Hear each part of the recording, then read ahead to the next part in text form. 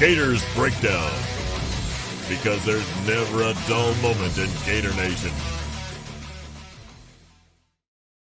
The Gators Breakdown podcast is ready to go. I'm your host, David Waters. You can find me on social media at GatorDave_SEC. Coming at you, just a few hours after Florida goes down to Georgia 24-20. Bulldogs come into Jacksonville, beat Florida for the fifth straight time. So nobody on this roster has beaten Georgia.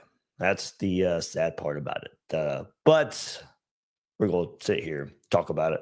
Voice a little shot, a little bit, of course, at the tailgate all day, sitting in the stands for this one.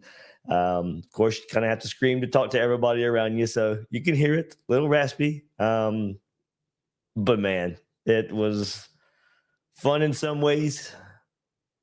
Up until about midway through the fourth quarter, thought Florida had a chance.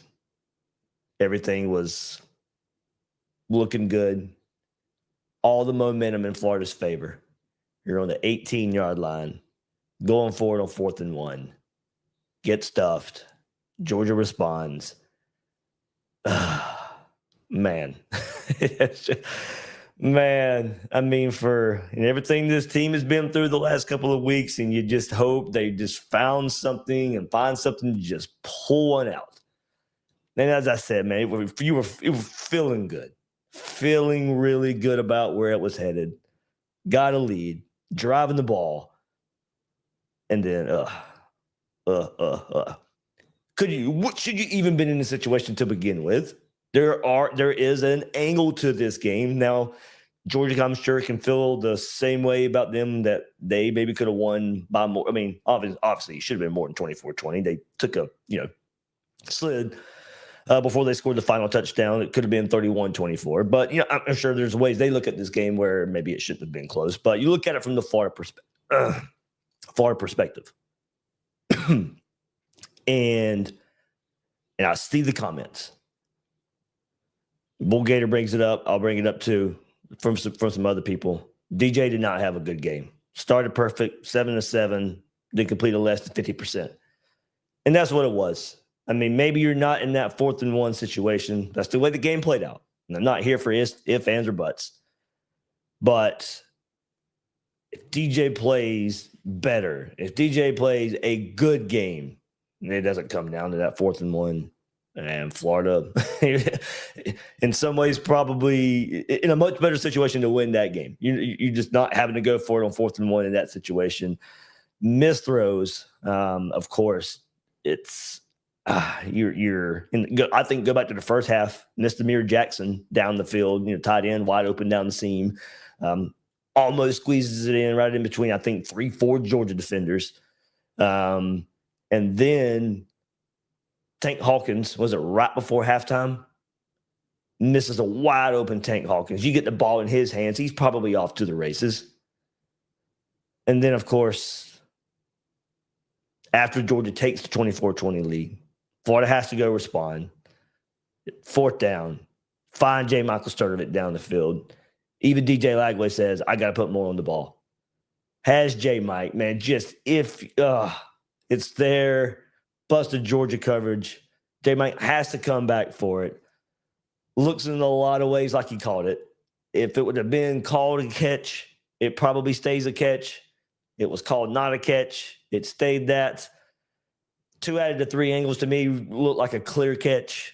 1, iffy. That's probably where they leaned it. If there was any question, I thought he caught it. Maybe some orange and blue glasses. I don't know. I've seen some neutral observers out there say they thought it was a catch as well.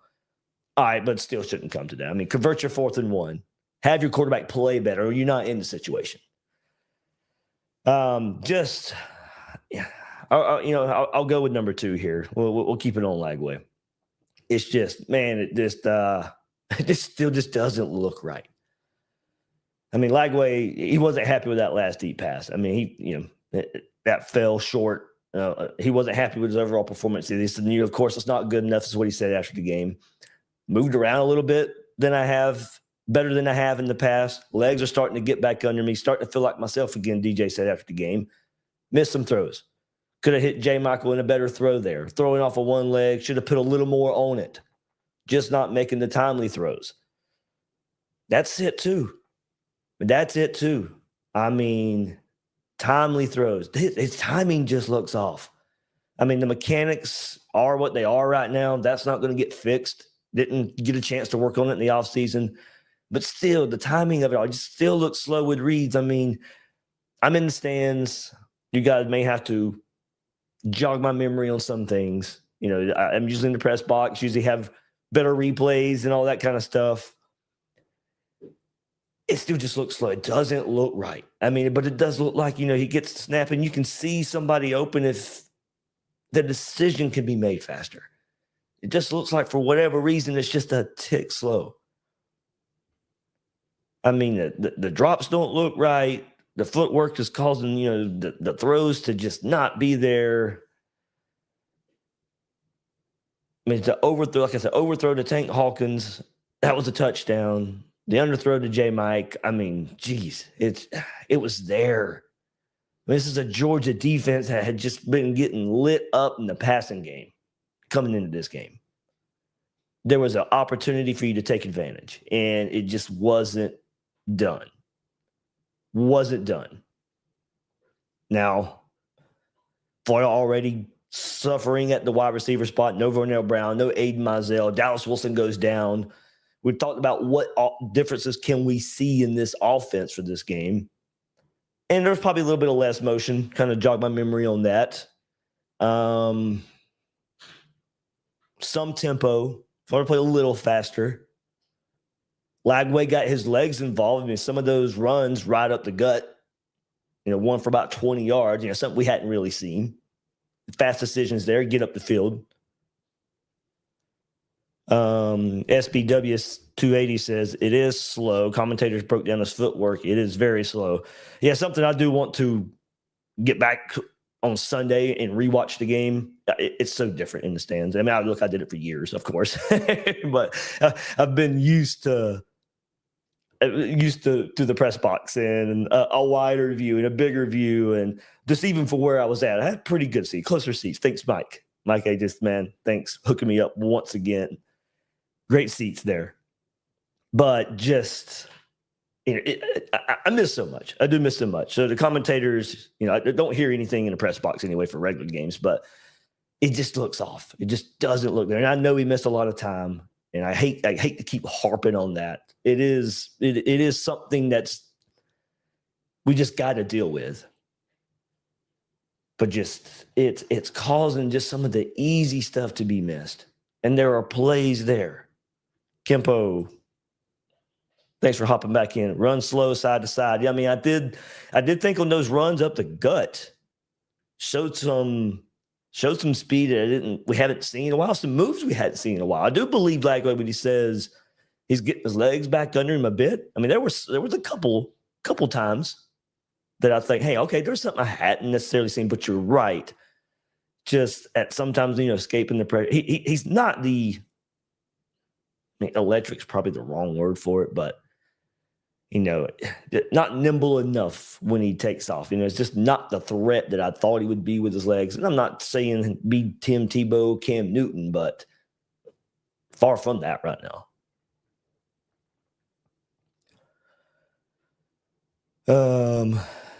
Derek says he's not hurt. He's just not that good. Maybe so. I mean, it might just be it. I mean, I asked myself, and I put it on the podcast, you know, after the first bye week, you had Texas, and there was some better play. I mean, look, at least he wasn't turning the ball over tonight. I mean, that's kept Florida in it, of course. If Lagway's going out there, and I know this is not a high bar, so don't shun me for this, but he's not out there against LSU like he was against LSU and just giving the game away. Out there, at least protecting the ball, keeping Florida in the game. Speaking of keeping Florida in the game, what about that defense?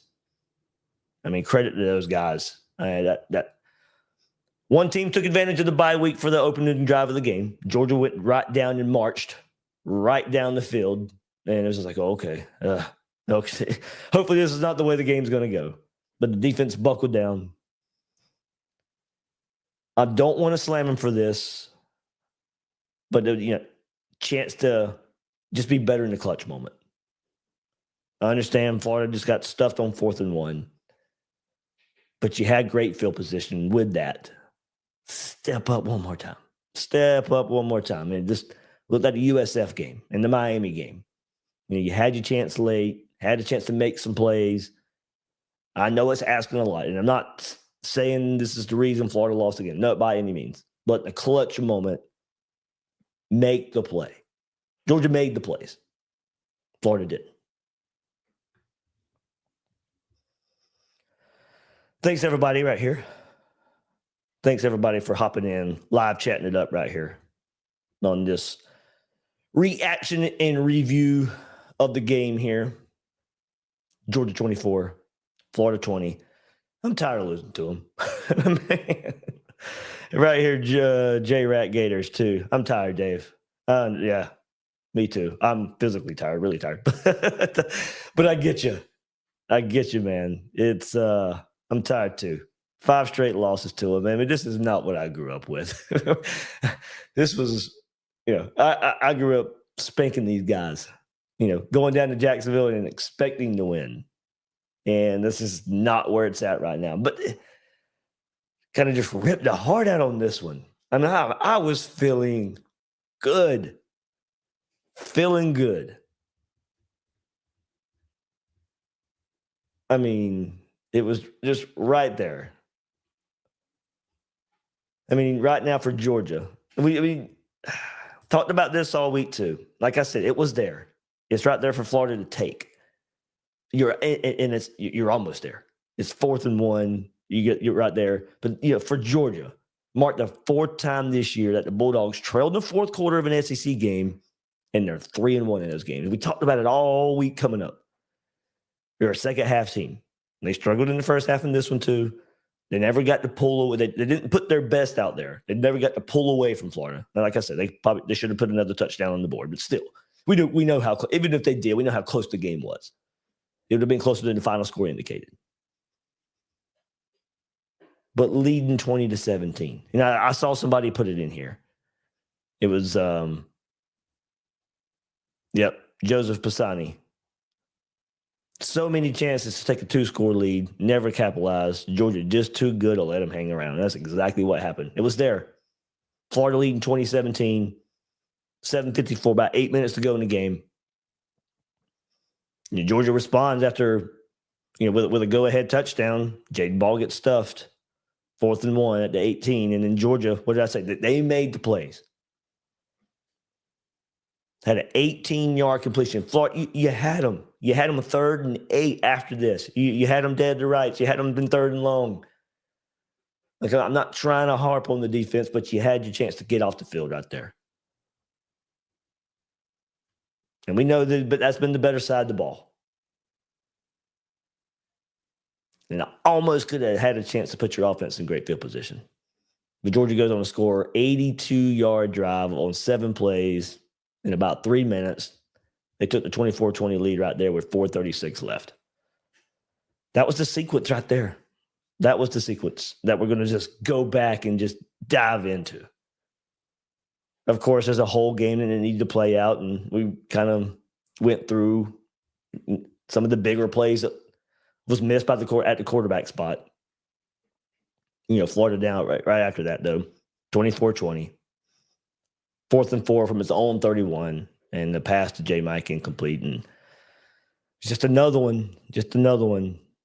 And in some ways, I mean, you felt like Florida just maybe gave it away, maybe not the right way, but man, just didn't take advantage when you could. I think that's probably where you didn't take advantage.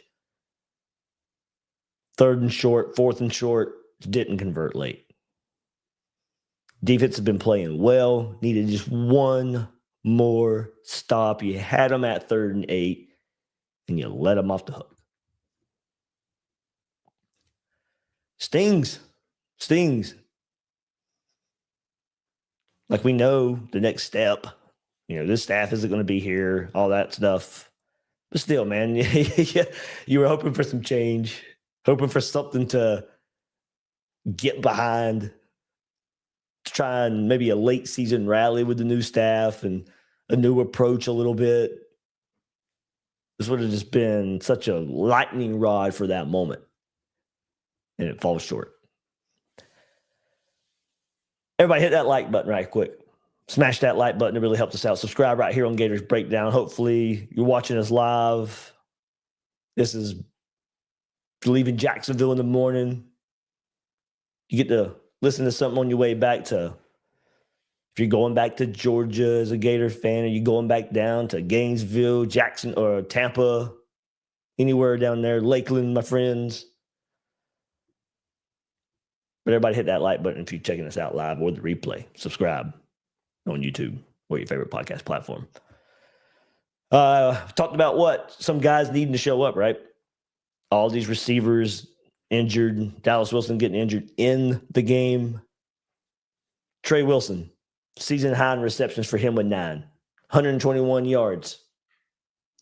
Second career 100-yard receiving performance for him. Talked about him just needing to break out. And he was going to have to get his chance today. With all the injuries at receiver, Trey was going to have to be out there. He more than doubled his total receiving yards on the season, entering with 118. He had 121 today. His third reception of the game, 40-yard touchdowns on Florida's one-play second drive to tie the game up at 7. So good for Trey, man. Good for Trey. I mean, we needed it. I think he needed it. Offense needed it probably for some confidence and just kind of where things are headed maybe with him. And so good on him. I got to go back. We talk about the differences in the offense. What would we see that was much different? And spoke a little bit about that earlier. I got to watch the replay on some of that too. Maybe I got to see when it happened. Did it happen more after Dallas Wilson was out? And he was in street clothes. I don't know if they showed it on the side or on the broadcast or not, but was pretty much in street clothes after he got hurt. And like, what differences would we see? Things maybe we didn't want to see. Still saw Hayden Hansen out there in 4 receiver sets out wide, the widest receiver. Was it because you had injuries and they just mounted up, or still part of the game plan? I don't necessarily like it. Don't care for it. Don't know why it's there. Like I said, maybe the timing of it all when Dallas goes down. So I got to kind of go back and look at that. Maybe you guys can add your thoughts to that one.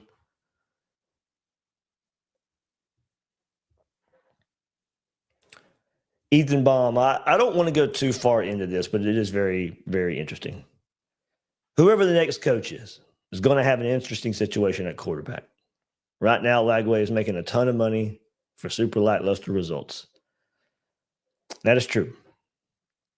And you still probably got to think about this in the way too. Is he going to have an off-season surgery?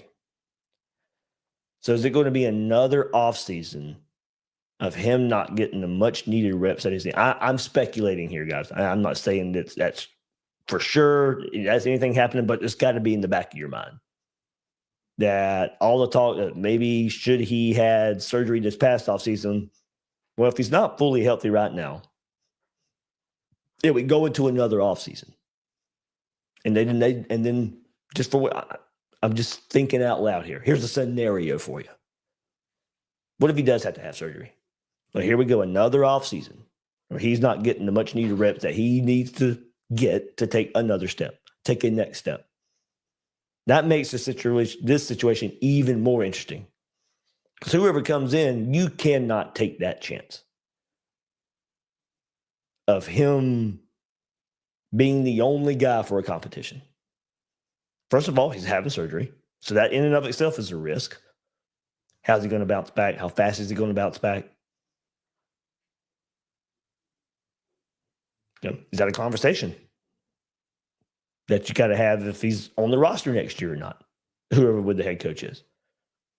If you still believe that he has something, you still got to be honest with yourself as a head coach, honest with DJ Lagway, and honest with whoever you're going to bring in here, because you got to bring competition. I don't think you can just stay status quo. If you're a head coach coming in and the way the transfer portal works, you can't just sit idly by and hope for the best. So it is going to be an interesting situation. You are certainly right about that.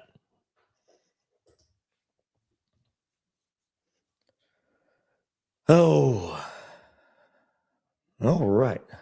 Gabe says, just a couple of plays, Dave, and we win that game. Yeah, good old Devin Moore, man. Let's go back to the defense and the interception that he had, being in the right spot, right time, him being out there. I think I remember earlier in the game, it wasn't Cormani that was out there. It was Javari Flowers out there. And then Cormani did start getting reps. But, Devin Moore out there wondering how healthy he was going to be, if he'd be able to go after the Mississippi State game. Good to go. Did some nice things out there.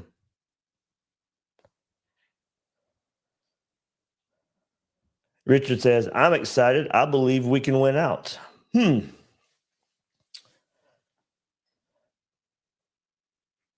don't know yet. Got to see more. I do see where you can see it. Kentucky up next. You can play like you mostly did against Georgia, win that game. They don't miss. You're going to have to score some points, I think. Can you score enough? I mean, Florida's hovering around this 20-point range right now. And then Tennessee, Florida State. Yeah, you can. You can. Let's see how this team picks up the pieces from this one. Hard fought, rivalry game loss. Pick up the pieces and move forward. How does this staff adjust with everything that they've learned? I think that's something else. I mean, this is almost like for Russ Callaway and Ryan O'Hara, the old cliche is you learn a lot, from game 1 to game 2. I hope, and this is a good Georgia defense. Not as good as they have been, but a good Georgia defense. What do they learn from their game 1 in this new scenario, this new setup that they can take and moving forward? First of all, your quarterback's just got to play better. I mean, there were plays there. There were plays there. Your quarterback hits 2 of those. And Florida's winning this game. Florida's winning this game.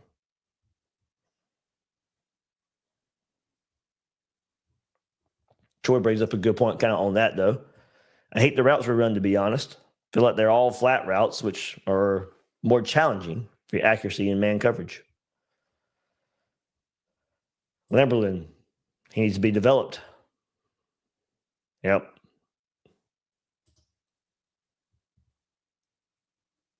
Lamberlin says, look at who was developing him. They got fired. Well, Napier did, but, Ryan O'Hara was the quarterback coach. He's still involved.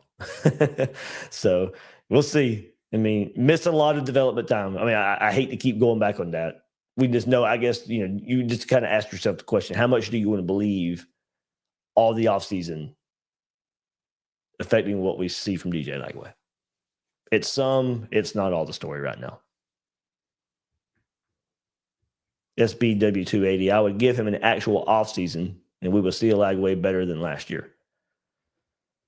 Certainly going to be interesting in how all that brings down. J-Rat Gators brings up a good point, too. And this was so there early in the game, and Georgia's first touchdown drive, too. My thing with the defense is they get into the backfield often, but just cannot get the sacks. So frustrating. Yeah, man. They had, 2 sacks tonight, I believe, off the top of my head. 2 sacks for the Gators. And 4 tackles for loss, but you're right. I mean, they were so close to getting to Gunnar Stockton at least a couple more times. And he makes some plays happen, whether it was almost, getting tackled at the line of scrimmage where it wasn't a sack, or he scrambled a couple times. I mean, he didn't run for this crazy amount. 13 attempts for 11 yards, 2 of those being sacks, of course. But you're right. And look, it's not just tonight, too. You're right. If Florida gets to the backfield, Garda gets in the backfield and just can't finish. But overall, man, just good. First of all, responding after Georgia jumps up 7-0. Gets to Devin Moore interception. Plays, Jordan Castell, 11 tackles. George Gums, by the way, had his best game of the year. To set up the heartbreaking moments that we got in the fourth quarter was set up by a George Gums sack on third down. And then the sequence that we talked about earlier. But George Gums, 9 total tackles, guys, 4 of them being solo, 1 sack, 1 tackle for loss.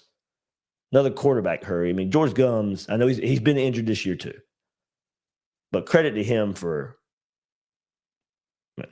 a Georgia offensive line that have been playing better this year. They were finally healthy up front.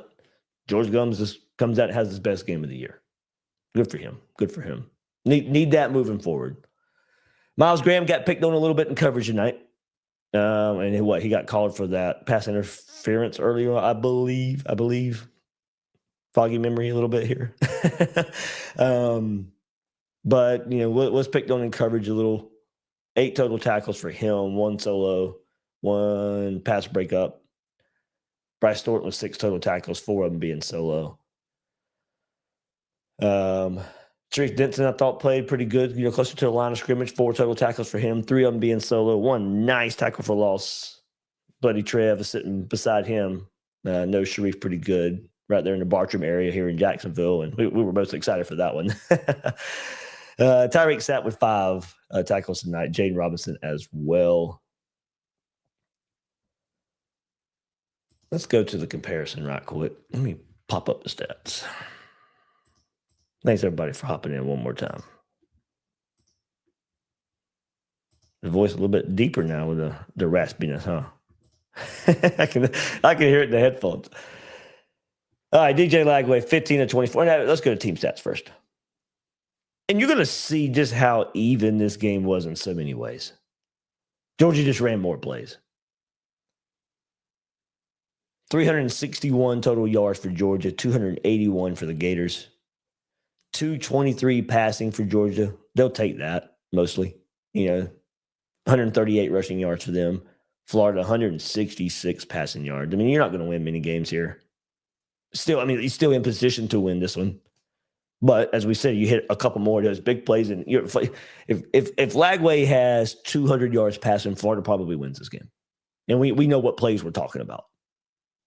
Only 166 for Lagway, 115 yards rushing. One more time, Georgia with 138 yards rushing. Florida, 5 penalties for 50. Georgia, 7 for 65. I know penalties will certainly be brought up in this game a little bit. First downs, Georgia had 20, Florida had 16. So this is where you start seeing how kind of close it is. Georgia just had more plays.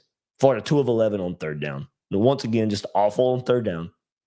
Nothing with the offense and the changes we were thinking we might see made anything better for third down. Florida's been a terrible third down offense all year. Once again here in Jacksonville, goes 2 for 11. Georgia, 7 of 15. Now, it's a big storyline coming into this one that we previewed last week. What would Georgia do on third down? Could they live in third and short? I want to get into some third down. I haven't even looked at the third down stats besides the basic ones there. So I'm kind of going to reveal those. I'm going to find out the same time you guys do, kind of how third down played out. And look, there you go for Florida. 0 for 2 on fourth downs. 0 for 2 on fourth downs. But this is where you see it. Total plays, Georgia ran, because they converted third downs. They ran 68 plays to Florida's 56. And Georgia dominated the first half as far as plays go. It was tie game, 10-10. But Georgia, they almost doubled Florida in number of plays, I believe. But then did you see how even it pretty much was? They just had more plays. 5.3 yards per play for Georgia, 5 for the Gators. 11.2 yards per completion for Georgia, 11.1 for the Gators. Georgia, 3.5 yards per rush. Florida, 3.6 yards per rush. So your average yards per play, per completion, per rush, pretty much identical. But because they've converted third downs, they were able to stay on the field and have 68 plays compared to Florida's 56.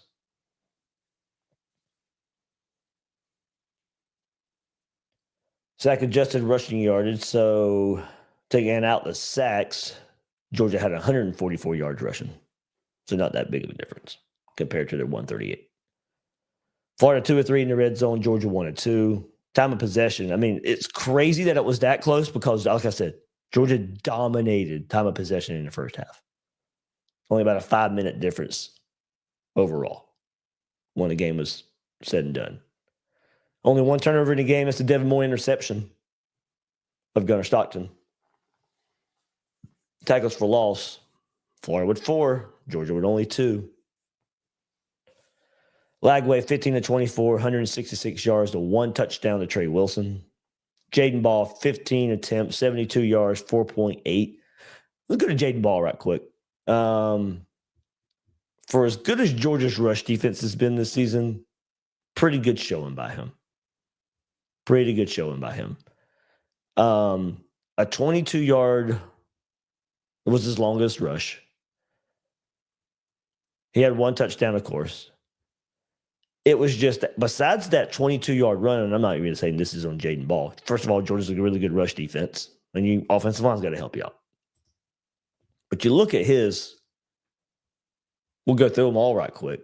3 yards, 4 yards, 4 yards, 4 yards, 22-yarder, 4 yards, 3 yards, 5 yards, 5 yards, 1 yard, 2-yard touchdown, 4-yarder, 8-yarder, 3-yarder, and then, of course, the last one being the 4th and 1 that didn't convert. So besides the 22-yarder, the longest rush was 8, and then you kind of live in that 4 to 5 range. So with not a lot of chunk yardage, not a lot of chunk runs for Jaden Ball. You get those, game maybe turns out a little bit different too, especially on the 4th and 1 at the end of the game. But all in all, against that defense, one more time, some of those runs Jaden Ball had should not have even been 3, 4, 5-yard gains. I mean, it should have been tackle behind the line of scrimmage, tackle at the line of scrimmage, 1-yard gain maybe. Jaden Ball making a lot of the most of his runs there. DJ Lagway, 10 attempts for 24 yards. Certainly, I mean, if we want to talk about some differences in the offense, certainly some more design runs with DJ Lagway. And those ones up the middle, like I said, he had the 26-yarder, just something we hadn't seen. 10 attempts, 24 yards. Katie Daniels, 6 for 20. And then going down receiving, as I mentioned earlier, Trey Wilson for 121 to 1 touchdown. That was a 40-yarder, targeted 11 times. Jaden Ball, 3 for 17. J. Michael Sturdivant, 2 for 21. Would have just loved to have one more out there.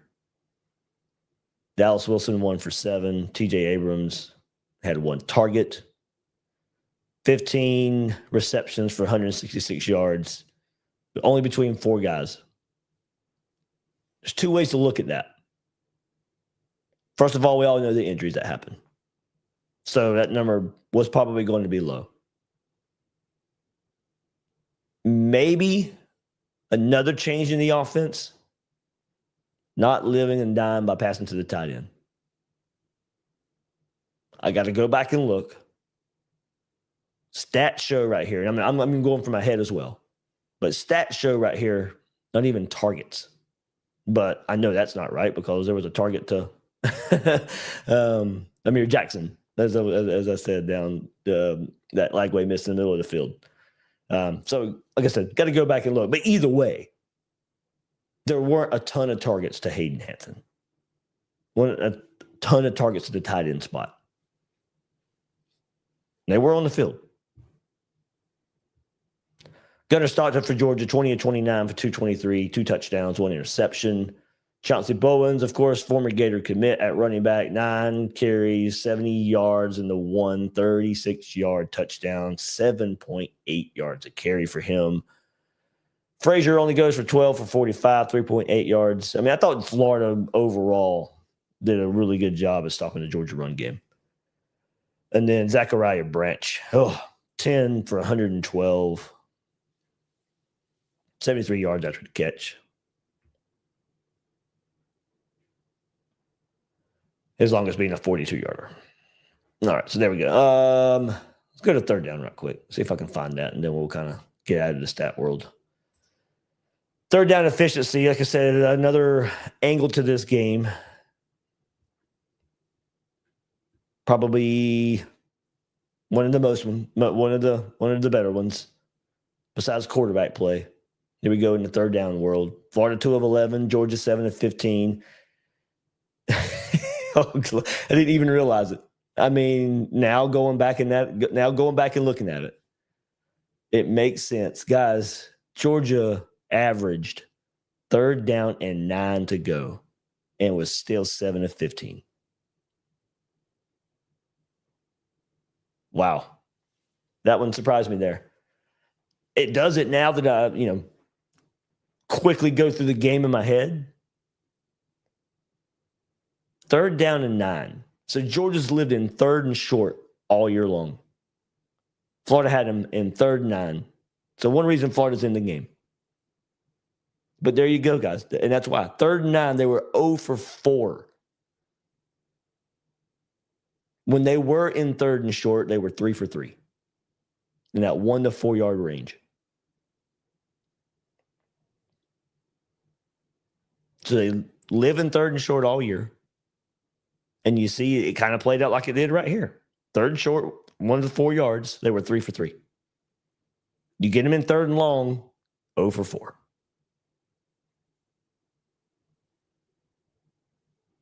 There we go. That's why I wanted to look at it.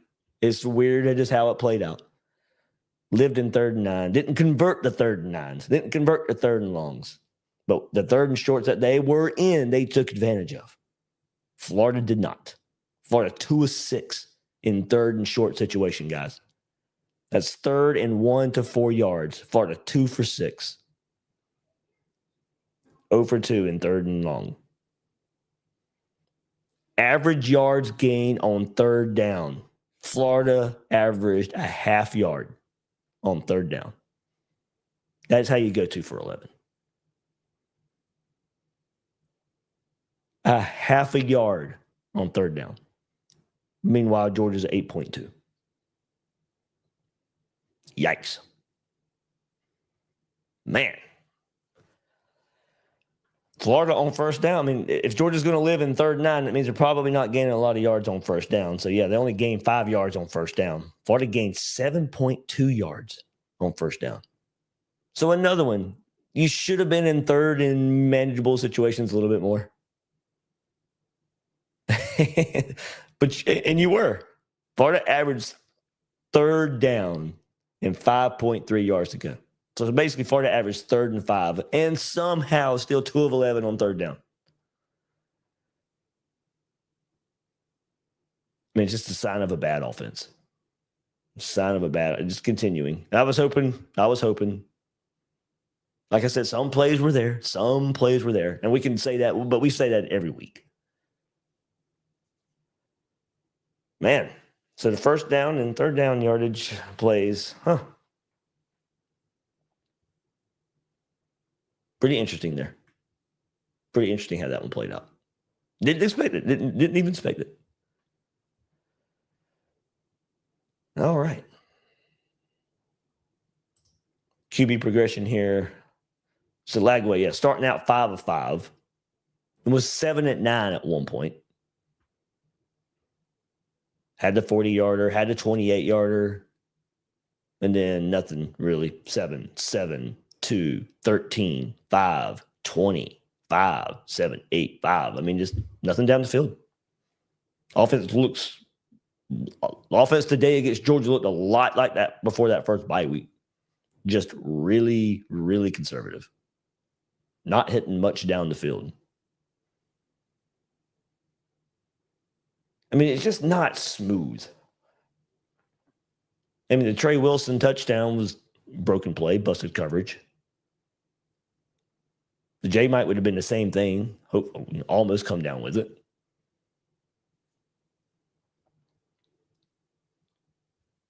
Out of the 15 completions, 1, 2, 3, 4, 5. Only 5 went for first downs. 1 went for a touchdown. Gunnar Stockton, 20 of 29, as I mentioned. 69% completion percentage. Started 6 of 6, was 7 of 8 at one point, was 8 of 10 at one point. His first drive there, 12-yarder, 14-yarder, 20-yarder. And then later as the game goes on, a 17-yarder, a 20-yarder, 42-yarder, 22-yarder. They were getting the chunk plays. That was the difference in their offense and Florida's offense. Converting some third downs, get more chances, and hit some chunk plays. All right. Good look at the stats right there. Sometimes you got to see the live dive in right there.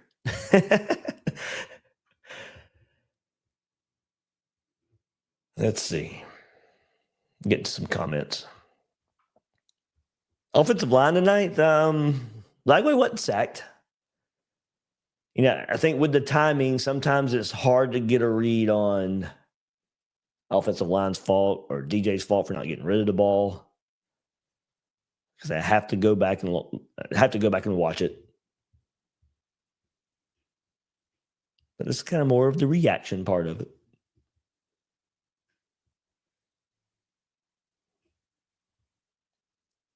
Man, just had a chance in the fourth quarter. Was there. I mean, you would have given me every opportunity. Man, you'd tell me before the game, Florida's got a 4th and 1 with about 8 minutes left at the Georgia 18. I'm sign me up. Sign me up. and it's the exact play I would have ran. I would have given the Jaden ball. The ball would have been in his hands. I mean, good play by Georgia there. The play before that, where I guess Georgia thought Lagway fumbled, I thought it was a little closer than that.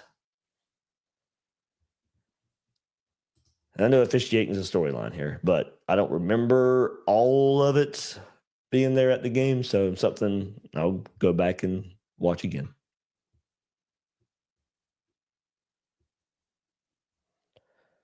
All right, guys, let me go through some comments here. And then we'll sign off on this episode. Balls Hog.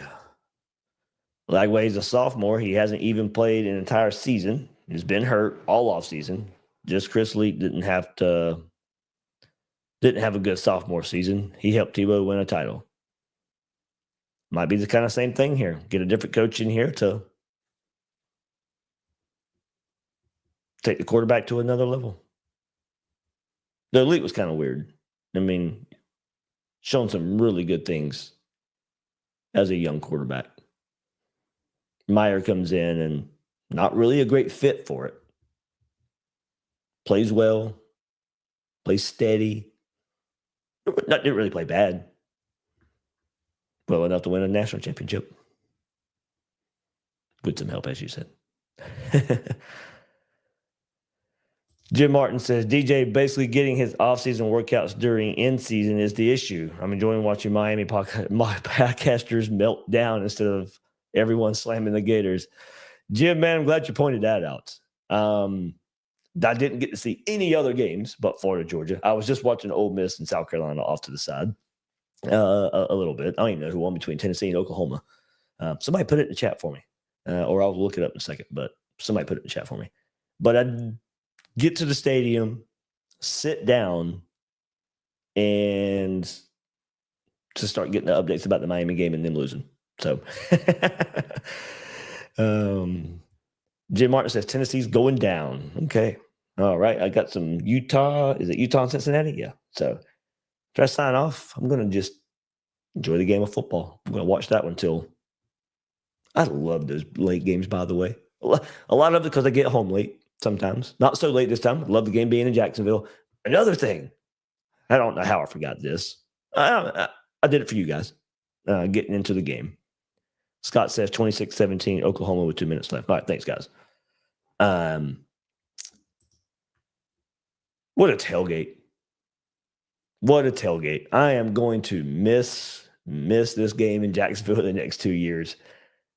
I'm doing the episode not from the stadium, from my home studio. So another reason why I love it. It's the game I can wake up a little bit late and get home a little bit early compared to the games in Gainesville.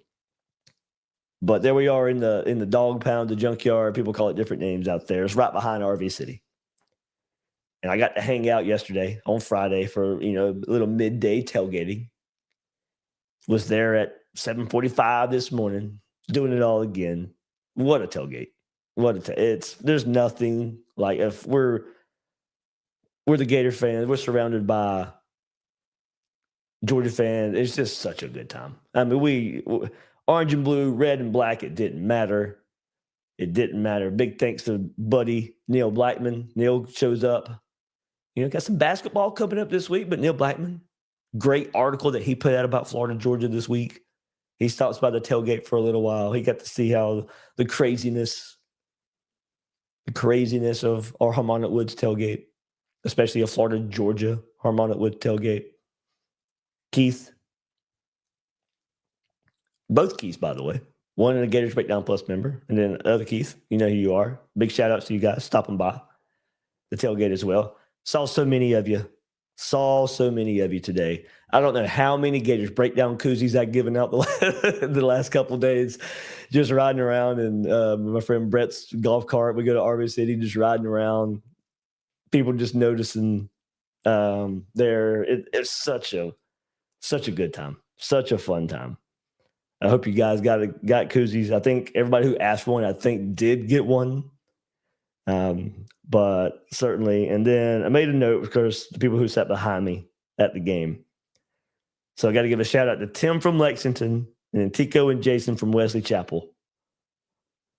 Shout out to those guys sitting behind us right there at the game. Gonna miss it here in Jacksonville the next couple of years, and gonna miss it. We were told the lot that we have tailgated in that lot for the last 2 years. We were told it's been sold. So when the game's back in Jacksonville, we have no idea what tailgating is going to look like for Florida, Georgia.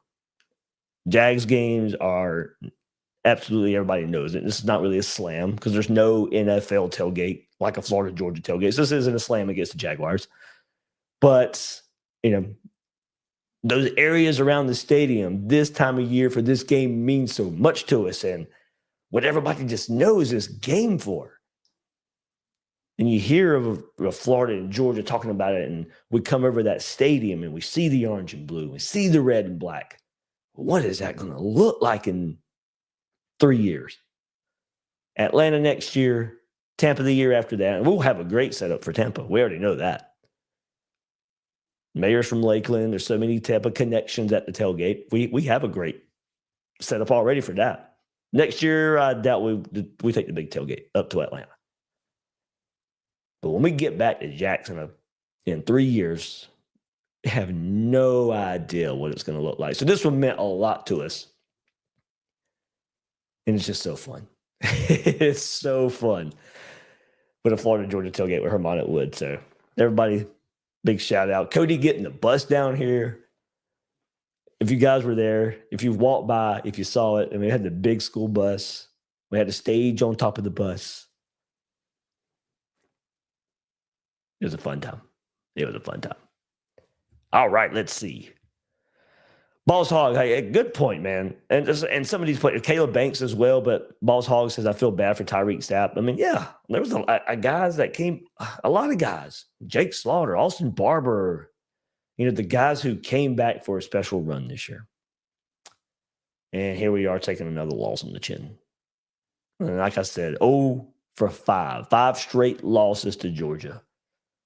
Sapp and Slaughter and Barber and all these guys that came back never beat Georgia. Last one was in 2020 COVID year. That's it. So these guys that have been around the program came back for a special year. This is what they're greeted with. Harsh reality sometimes of the game of football. Harsh reality. Everything looked better except Lagway, Chris Nixon says.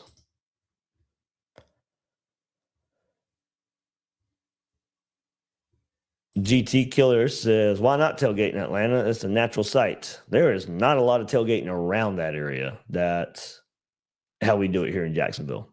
If you know of a spot, I only know one. That little area, I think maybe across from the CNN Center, that kind of goes down a little bit. If you got any more, let us know. We'll see. But I mean, I've been there. We took the tailgate there to the Peach Bowl in 2018. But Jim Martin kind of points at it too. Atlanta parking sucks. Yeah, I mean, part of the tailgate too is having so many people come by and do all that, and it's just it's tough to get there, and yeah, it's bad. I love the stadium though. I absolutely love the stadium there in Atlanta. So there's some plus and minuses. I'm gonna love the stadium there, Jacksonville, when it gets redone as well. Let's see.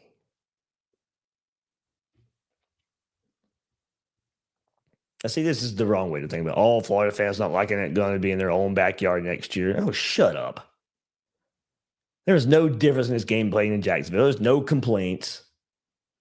It's just a new thing since Kirby came in. But there was no complaints about the game being in Jacksonville, especially when Georgia was winning. And Kirby opens his mouth about it because he got to play in Athens and Gainesville. Look, I wouldn't mind it being in Gainesville and Athens sometimes too. But yeah, I don't care if the game's not in Jacksonville because of a competitive standpoint. If that's the point you're trying to make, that's just stupid. That's the dumbest argument I can ever hear about the game being in Jacksonville and some advantage it is for Florida. Oh, whatever. It's a joke. All right. Tampa will be fun, though. Tampa will be fun. Atlanta's going to be fun. I was hoping for a home and home in these next couple of years. It'd be fun.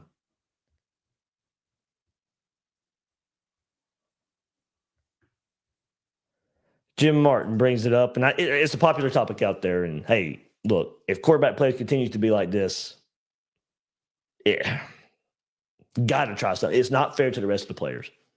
Terrell Jones needs some packages so we can at least see something. DJ gets some mulligan in my eyes for not having an offseason. Needs to be about 230. And that's another part of the offseason, him being injured. I think he packed on some weight that I don't necessarily maybe think he wanted to, needed to. It certainly had an effect.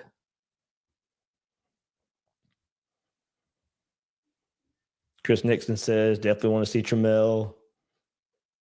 I mean, if quarterback play looks like it did today against Georgia, I mean, that's not the only example. I mean, something has to happen. FLA 7246. Honestly, I'm over the season. I mean, I get it. Just fire the coach. I mean, it is what it is. Some hope returned after that. Let me get some water, guys, for a second.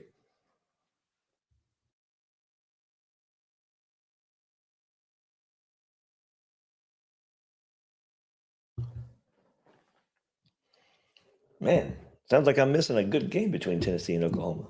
What game is that? Let me see. Let me slide the tablet over here for a second. ABC? Okay, I think.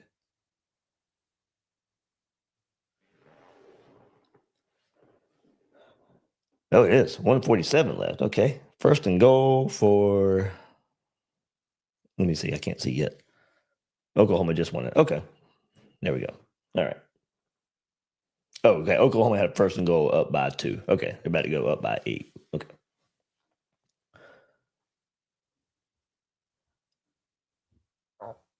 But I mean, look, I get being over the season. I mean, it is what it is. I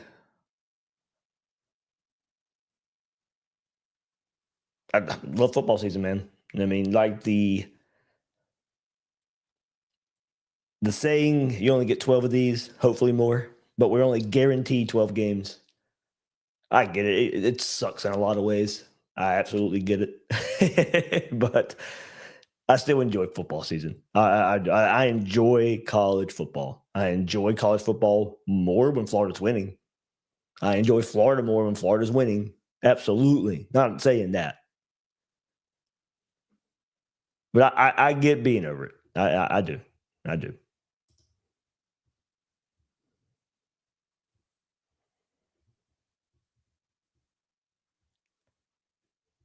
Riley Shane. That one kind of hurt. I don't know why or what's DJ's problem. He I mean, rarely sees wide open guys. I think that's what he meant to say there. Never throws on time. Never uses the pocket. And there's a lot of times he can just move up in the pocket. They almost won in spite of Lagway. Yeah, I mean, I said something similar to the game to the guys I was sitting with. It's, you know, I think to the effect of your quarterback's not playing great, and you still at that point, I think Florida was leading. Florida had taken the lead. And I was like, man, here we are leading this game, and the quarterback's not playing well. If you had told me that before the game, I'd have been like, I don't believe you. There's no way. Because I didn't think Jaden Ball was. I mean, nobody's ran on Georgia this year, and that's not a shot at Jaden Ball or anybody like that. It's just okay. The run game's probably not going to be there. So if you tell me quarterback play is not going to look good, I'm going to say Georgia probably runs away with the game. And then Florida had a chance to freaking win the game, and the quarterback wasn't playing good. And it ends up not winning the game because the quarterback couldn't make a throw late in the game. And look, I know he was running. I know he was scrambling. Even he said he could have put more on the ball. So I don't know if it was more of a misjudgment on his part or whatever, but man, it was there.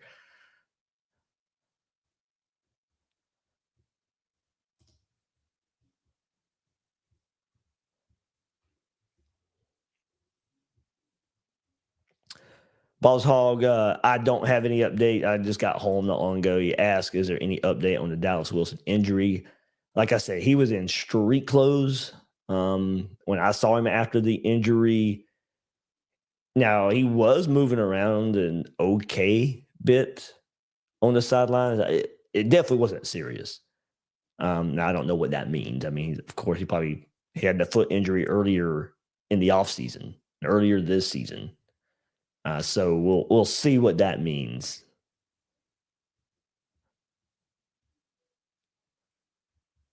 Big Blue Horse. I mean, you're right. I mean, and I know a lot of people don't want to hear this, and in some ways, I don't either. I'm tired of losing. But Big Blue Horses, I've been critical. Okay, yep, same here. But I will say I did see some fight. Guys haven't given up, which is good. Locker room intact. It is. And I've always said, and I think the reason that stands out for these guys is, I mean, the kids on the roster are good guys. They're good people. So I don't think you're going to, I don't think you're going to see that. These guys are going to compete. These guys are going to go play. It's a tough situation right now. They just lost their head coach. And we've seen around the country teams rally around that. A lot of those have kind of fallen down by the wayside. But yeah, again, to your point, it's not I'm tired of hearing that the guys fought. Well, look, we know they lost. I want to see Florida win too. It sucks. Two things can be true at the same time. These guys are all going out there.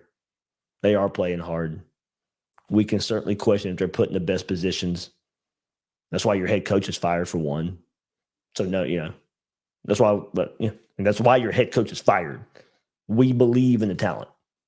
I'm not saying it's national championship talent. Not saying it's elite talent, but it's better than what they've been showing, and that's why you don't have a head coach right now.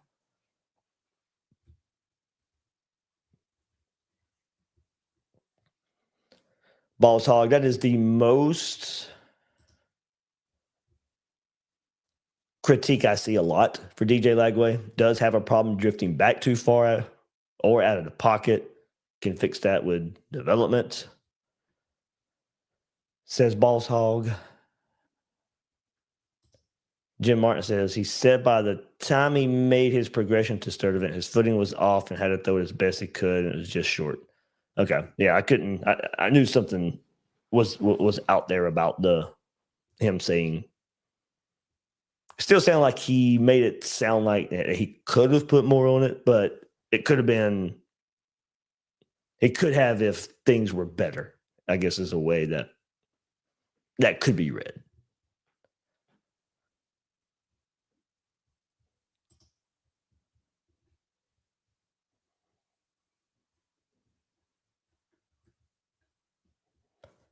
All right. Oh, SBW. I didn't see that. I see that's what I missed on the broadcast here.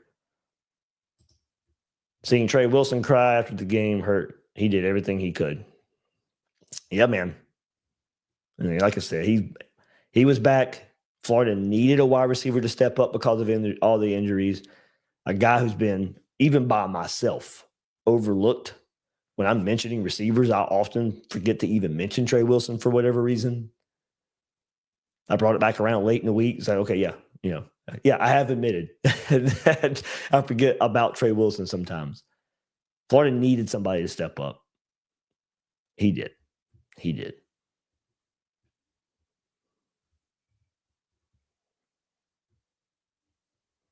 GT Killer. I got a little emotional about the whole Jacksonville thing, man. Good game, Dave. He was a dog fan. Love your content, brother. Thanks, man. Hey, there was a bunch of dog fans too. I got some shout outs for. That was kind of cool. Getting some enemy love there. Some guys I met last year at the tailgate, and they say, "Hey, yeah, we still check you out, man. Especially this week. You were somebody I was definitely going to listen to for the game, and they appreciated the honest and balanced coverage that I try to do here on Gators Breakdown. It is a little easier to do honest and balanced when Florida kind of stinks. I'm ready to, dive even more into the orange and blue side of things and just be obnoxious about it. I'll always keep it balanced as much as I can. That's just the hallmark of Gators Breakdown. You guys have always appreciated that. I'm going to keep it that. Won't go too far this way. Won't go too far that way. I'm ready to have a little bit more fun with it. That's Florida winning ball games to get there. But one more time, this thanks to everybody who's shout out right here in the comments. Shout out to everybody in Jacksonville the last couple of days. Old Bast, and we're about to sign off right here for this episode. He says, "What's up, Dave? I'm sure it's been beaten to death, but it's incredible how much better the team looked without Napier sticking his thumb in everything." That is a good talking point right here. How much different does this game look if Billy Napier's on the sideline? I don't know if the final score is any different. It might look a little different. But like I said, the offense, there weren't no wholesale changes. It didn't look that different. I mean, I think Florida could have possibly scored 20 points. I mean, it's kind of, they've been living in that area anyway. Before Napier, after Napier. So, how different does the game play out? That is a good question. I'm asking myself with that one.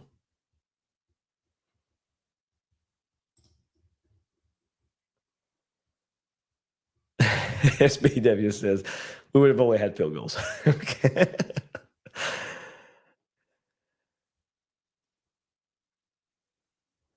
Balls Hog said, yep, we were. We were more competitive on offense, maybe, is what he says here, and spread the field. Like I said, I need to watch the replay, see some of the similarities, some of the differences. Miss so much just being just a fan in the seat. So certainly want to watch the replay. Well, I mean, don't really want to watch the replay, but there are things I want to see, to compare. I don't want to watch a loss.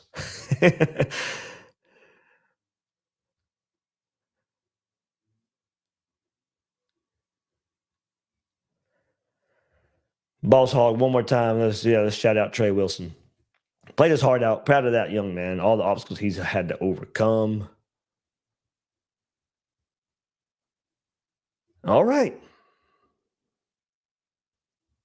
Jim Martin, yep, definitely pointed. I did notice that. I think I mentioned it in passing.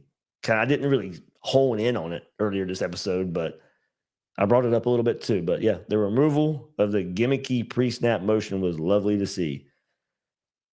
There was some, and then when I did see it, I was like, you can tell there was a little more information gathering with some of the motion that was happening, that was out there. So that was noticeable. It was noticeable.